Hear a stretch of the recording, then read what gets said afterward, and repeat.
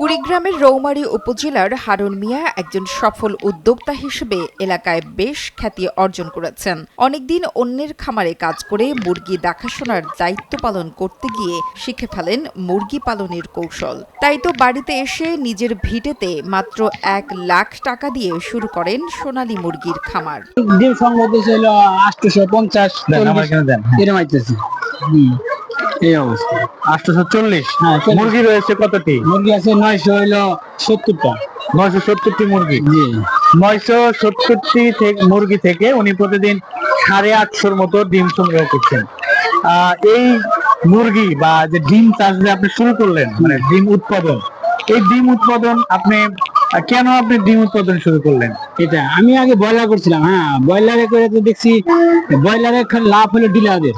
আচ্ছা, ব্রয়লারে যে মুরগি আছে ডিলাররা বলে না কত করে পিস আমি বেচলাম, ডিলার যে ধরা দিবে এটাই।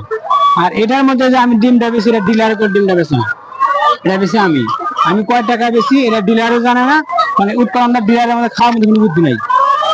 হ্যাঁ, আর যারা মনে করেন যে ব্রয়লার, আমি সোনালী, বনের রাজা, আমি সব মুরগি পালছি। লাস্টের দিকে আমি এসে লিয়ারে ঢুকছি।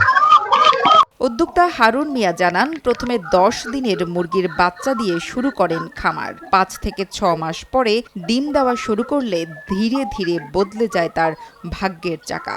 1 লাখ টাকা দিয়ে ব্যবসা শুরু করে এখন প্রতি মাসে ডিম বিক্রি করে আয় করেন 3 লাখ টাকা। হারুনের মতো এলাকার অনেকেই এখন সোনালী মুরগি পালনের উদ্যোগ নিয়েছেন। বললাম প্রথমে শুরুতে বলছি, বুটিং যে করতে পারবে সব বাচ্চাই ভালো, মানুষ নারী কাজী যে যেটা যত্ন করে যাই ভালো। এটা কত মাস একটা ডিম দেবে? হ্যাঁ, ওই বললাম যে বাট রোগ না হয় একবার 18 মাস বা 22 মাস ডিম দেবে একটা।